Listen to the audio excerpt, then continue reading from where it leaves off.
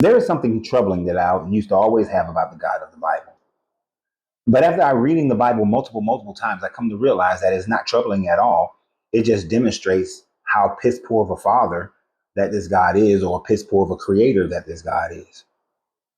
See, the thing that used to bother me is I used to wonder to myself in my youth as well as in my young adulthood, how is it that the God of the Bible can create a whole race of angels and then a full one third of those angels, according to this story, rebel against him?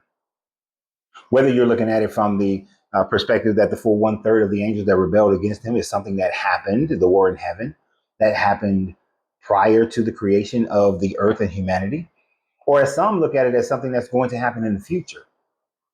You can even look at the stories of Enoch when he talks about the fact that 200 angels came down upon Mount Harmon and took for themselves wives, and these became the watchers, and these were the ones who had sex with the daughters of men, and then they created the Nephilim, who were the heroes of old and the great men of renown. Needless to say, there are different variations of how this concept is delivered, but basically, you have the fact that the original children of this God, that as some number of them revolted against this God and becomes devil, the Satan, the demons, and every other malicious creature that you have in your fairy tale. Well,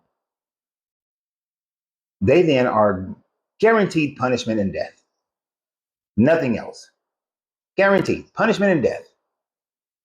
So if you're looking at it from the point perspective of the sons of God that comes down and have sex with the daughters of men, which correlate to the stories in Enoch of the 200 angels who come down to Harmon, whether you're looking at either one of those, one canonical, one not, these were all killed during the flood. No redemption arc whatsoever. If you're saying that the war in heaven happens after in Revelations, or if the war in heaven happened prior to, either way, the ones that revolt against God, they lose, and they all go to hell. There's no redemptive arc. They have no choice, according to this story. There's absolutely nothing that can be done. Jesus did not come for them.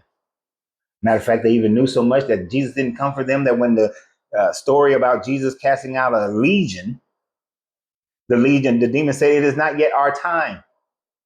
And so, can we go into the pigs? And they go into the pigs, knowing that their time is hell and destruction, the lake of fire, the eternal torment.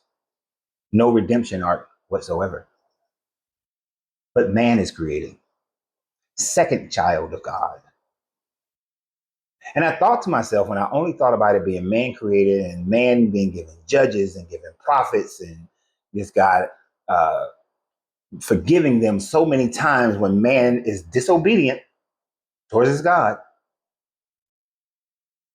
I thought, yes, man deserves this redemption arc. Jesus then comes. And man, no matter what time frame of man's existence, Jesus went and preached to the prisoners.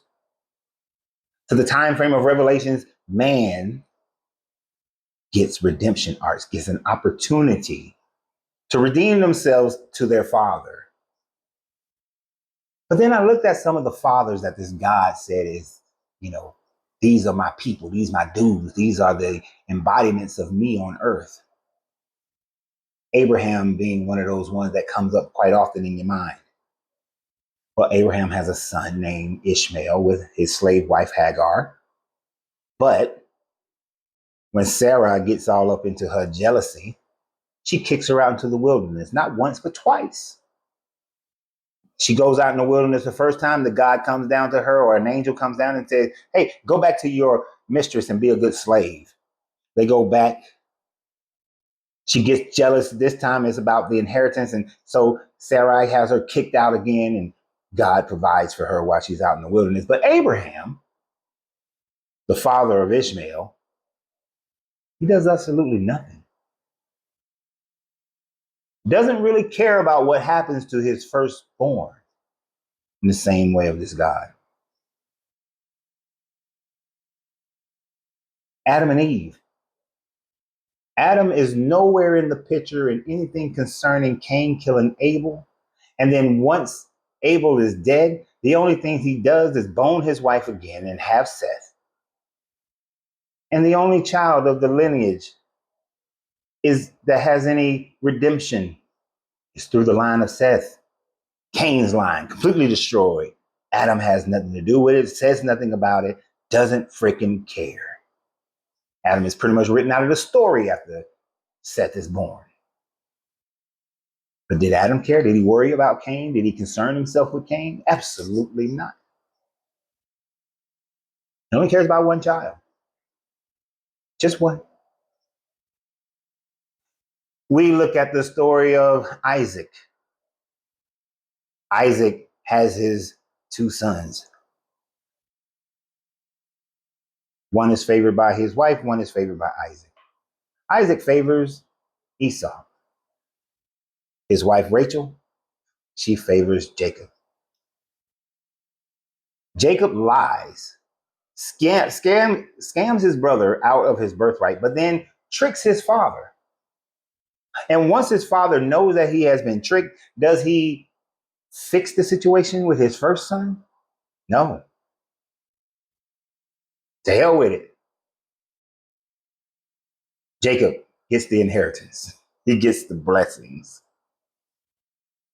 And Esau is still there taking care of Rachel and Isaac until their death. But there was no redemption for him. Later on in the Bible, this God says that he hated Esau, but loved Jacob. I am not surprised that this God alienated and abandoned his first children. Hell, even Jacob learned, chip off the old block just like his father. He has all these other sons, whether through Rachel, whether through Leah or his slave wives. But who does he care the most about? The son that is born from Rachel, the youngest one, Joseph. That's who he cares about. He's not concerned about his other sons. Doesn't wail and cry and go into this long-term depression about his other sons. No, it's all about that one son. This God demonstrates time and time again his personality. David has multiple sons, has other sons, but which son does he care about? Just the one that he had with, or the one that survived, that he had with Bathsheba. You know, his jump off that he had, his adultery that he committed, that then caused him to create a murder. That one, he only cares about that one son. Doesn't care about the other sons. The Bible just shows over and over again how you have to become a favored son. That the favored son is the important one. The rest of your sons don't matter. Only your favorite sons. Of course, we know the daughters don't matter worth shit because they're hardly ever mentioned in any of these books. We know that women don't matter, but being that favored son, that's what matters. Because God, this God, does that with mankind as well. Jesus didn't come for the Gentiles, he came for the Jews. God's chosen people has always been the Israelites. Enslave and murder all the rest of humanity. I only care about my chosen son, my favored sons. They're the ones who get redemptions. So no, it doesn't bother me anymore that this guy just totally abandoned his first kids that he produced. The ones that know him better than anybody else could have ever known him because they were privy to his presence 100% full and understood way more of the mechanisms of the universe than we ever will, according to this story. And he completely abandoned them and threw them away like garbage. And if a father is willing to throw away any of his children like garbage, then what does that make that father? Garbage. So y'all can keep that God. I would never worship that God. So always remember, you have to free yourself to be yourself because your greatness is non-negotiable. Good journey, good vibrations.